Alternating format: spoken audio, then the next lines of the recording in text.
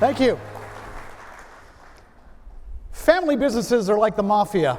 They only kill their own. It's one of my favorite lines in a book that I wrote 17 years ago. A book that I wrote 2 weeks after selling a business that my father had founded in 1973. Everything I write about, everything I speak about, is something that I've lived. It's personal. That book, Every Family's Business, 17 years in the making, has gone on to become the best-selling family business book of all time. Primarily because it offers a very compelling message, different message. Some call it contrarian. It's certainly controversial.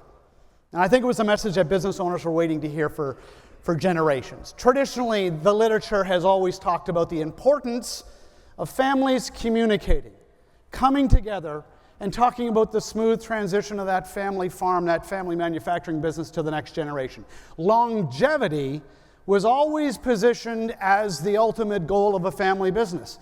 The older it was, the better it is, the more successful the family. Old is good, built to last. And that never resonated with me. I was born into a family business, as was my father, grandfather, and great-grandfather. 4 generations. It is a story of family businesses that involve the next generation in those businesses, but never once had we successfully transitioned to the next generation. We had always sold them. We'd sold them close to the top of their enterprise value and moved on and transitioned wealth to the next generation with a lot of facilitation and communication to help that next generation find that business that they were successful, that they would be successful in, passionate about. It's just a very different message. From tire distribution, chemical manufacturing, plastics, now publishing. I have 2 kids. I've been married 34 years. 2 kids, 30 and 28. I've asked them if they want to buy the rights to my books and become a professional speaker and travel the world. Shockingly, they have said no. They have their own ideas. They're moving on. That'll be 4 and out. And by any definition, we are a complete failed family business. And yet, if you look at the business of families, the creation of wealth and the transition of wealth, I think we've done pretty well. I think our first dollar from our first business in 1920 is still alive and well in our family. It is a very different message that I offer in this book. And I have seen a real shift in the culture since I started to share this message. When I first started to speak, it was like spitting into the wind. It was just an incredible pushback on this message. As a thought leader, a lot of business owners would think, this is just heresy. I was called the Dr. Kevorkian of family businesses. It was very hurtful, very, very hurtful. But I seem to navigate my way through that, and I continue to push forward. Now, increasingly, business owners are open to this idea that transitioning the business to someone outside the family is perfectly fine. In fact, and I would argue that every single business ought to be for sale. That every business needs to be sold either inside the family, sold outside the family, sold to private equity, sold. I'm completely agnostic. And I found my tribe in the early days. I found people who were aligned with my message. It was primarily wealth advisors. They understood that the bulk of a client's wealth was wrapped up. It was being stored in the retained earnings of that family business with no plan to monetize it.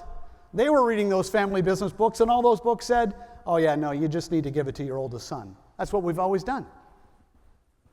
And what I came to learn is that there is, in fact, so much suffering inside family businesses, so much wealth destruction in the modern economy by families pursuing their longevity. And slowly over time, 2,000 speeches in 28 countries, I found people who were aligned with my message. I had a great encounter in the early days with a company called STS Capital. For those of you who were at the author showcase yesterday, you would have seen an STS special edition. That company, and I'm very careful who I partner with, that company took me around the world. That company understood that what I was talking about was very different. They were trying to help family businesses move away from this old model of gifting it to the next generation who blow it up. 30% of family businesses survive to the second generation when they're gifted. Long odds indeed. STS Capital It took me to El Salvador and Honduras and Israel and Lebanon and England and Kuala Lumpur. I travel all around the world sharing this message. It's a universal message. It's not an American message or a Canadian message. This is a message that resonates all around the world. This idea of gifting family businesses to the next generation is destroying. It always has destroyed wealth. We've never known how to talk about it.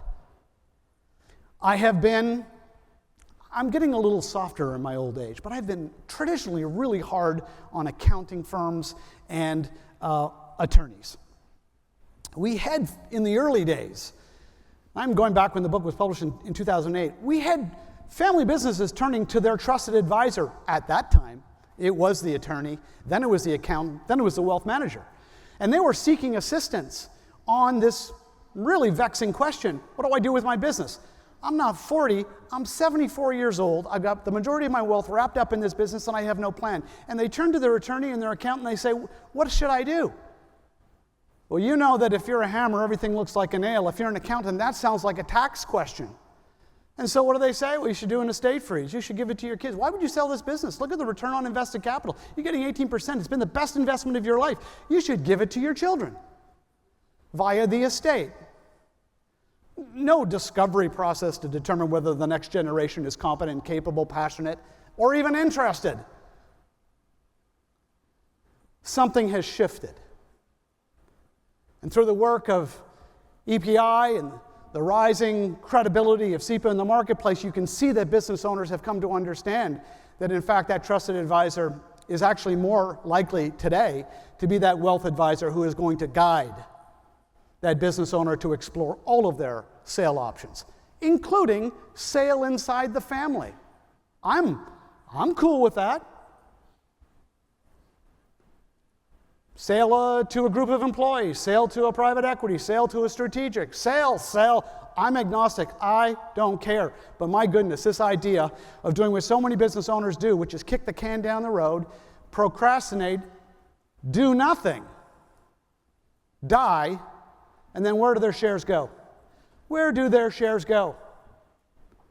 They usually go to a surviving spouse. I got to tell you right now, I get more phone calls from elderly women. Guys, statistically, we die first. I get more phone calls from elderly women whose business owner husbands have predeceased them, and you know what they tell me? They want to bring their husband back from the dead and kill them themselves. They are not happy. They are not happy. They don't want to run a farm. They don't want to run that manufacturing business. They don't know the key employees. Maybe they know some of them, but they don't even have a key to the front door. They certainly don't know the lenders. You want to watch a business destroy decades of wealth creation in a matter of days and weeks? Watch that little movie unfold, and it'll happen in this city today. It happens every single day right across this country. Thousands of family businesses destroying themselves. I followed every family's business up with a sequel called Willing Wisdom. And that is a book that tries to explain why it is that 132 million Americans do not have a will, including half of all business owners in this country. And when I say this country, I also mean Canada. Half of all business owners. If there is no will, there is no exit plan. Well, I suppose there is. The state of Michigan, the province of Ontario, there's a nifty little formula waiting in the background. Governments don't make a big deal of this, but that little formula is going to divide up that business along with the smoker and your boat, and it's going to parcel that off to family. And here we go again. It's going to thrust siblings into business together as equal shareholders. I don't know if you know, that's fantastic. When I say that families are like the mafia, they only kill their own, like seriously, it's some of the best humor is based in truth. It is shocking. The courts right across this country, in every state and every province of Canada, are absolutely jam full of families in dispute because they waited too long. Part of my message, part of my challenge to everyone in this room is, if you really want to offer a compelling story and service and value to your clients, you really need to start in your own home and do your own work first. I don't know what we got in the room today, but I can tell you that if you just took a line right down the middle, half of you don't have a will. I'm not going to ask you to put up your hand, but I know you're here. Oh, yeah. And those of you who do have a will, I can tell you right now that is probably outdated. Maybe your executor is dead. I'll bet you've got some beneficiaries that have been born that haven't been recognized in your will. It is a shit show out there, folks. I'm telling you, the bar is so low. The bar is so low when it comes to the preparedness. But my hope is that folks like you, people who have decided to spend a little money, educate yourself, invest in this certification, really truly understand what is preventing business owners from moving forward to plan for the most obvious thing in life, which is their own aging and their own death. Their business is going to move somewhere. I think, the most difficult part of my message has been telling business owners that their business is not their legacy. I do this all the time. I'm doing an auto dealer convention in Las Vegas next week. I'm going to stand in front of, 1,000 auto dealers, and I'm going to tell them that, you can be proud of your life's work. You've built great auto dealer networks, but listen, your business is not your legacy. You will not be remembered for your auto dealership. It's not a commentary on how hard they've worked and how brilliant they have created wealth. But that's the fact. How do I know? Let's do a little quiz here. Who is the founder? There's always one. Who is the founder of Coca-Cola? Anyone? Not a trivial company. Third largest consumer brand, most valuable consumer brand in the world. Phenomenally successful, global, old. Anyone? The great founder of that great company? Exactly. No one knows. Maybe someone's Googling it, but I bet you you're not. No one cares. No one cares. The business founder, the ego is something to behold. They think their business is their greatest work of art. I tell business owners all the time, it won't take very long for people to forget who started your business. People don't care. It's a hard, crass, difficult message to share with a business owner. But when I push through and then offer the alternative, and I ask the other question, follow-up question, if it's not your business that's your legacy, what do you suppose is? It's in the title of my book. It's your family. I tell business owners all the time, I know you've built wealth, but who are you building your wealth for? After most business owners have bought their vacation home and bought the second and third and fourth car and they've lived an extraordinary life, at the end of the day, they know they have surplus capital. That surplus capital is transitioning to who? Who do we leave our wealth to? Family. Our family is our legacy. It's why we work. It's why we work well past retirement age. We love work and we love creating wealth, but for the benefit of who? Our family. Every family's business. The title of my book. I can tell you right now that this week I'll be releasing my third book. You're the first people to hear this. It's called The Happy Inheritor. How successful families prepare heirs and transition wealth. $3.3 billion will be inherited in this country today. 3.3 billion. That's not a typo. Billion with a B. It is a tsunami of wealth that is transitioning across the generations. And layered over that is that statistic that 132 million people don't have a will. To say that that wealth is transitioning chaotically, destroying relationships, setting siblings up to fight over businesses and farms and manufacturing businesses and retail is an understatement. Listen, many of you have done exceedingly well in your profession. You've created wealth for yourself and your family. And some of you might be getting out of bed in the morning thinking, making more money is obviously fun, it's good, but you might be searching for another more compelling reason. And I want to offer that to you today as I wrap up. There is a lot of suffering in family businesses. 90% of businesses are family owned and controlled. They're everywhere. You can't miss them. They are everywhere. And they need your help. You. The accountant, the lawyer. What happens when the business is sold? The file's gone. It's dead. I am not painting a nefarious plot of attorneys and accountants to destroy family businesses by trying to get them to pursue their longevity, to transition it for free to the next generation. It's more complicated than that. Many of those professionals are unaware of their own bias, but there is a hard-baked bias in those professions. You folks, you are my last hope to help business owners understand that a business is nothing more than an instrument of wealth creation. It goes up in value or it goes down in value. It does not go sideways.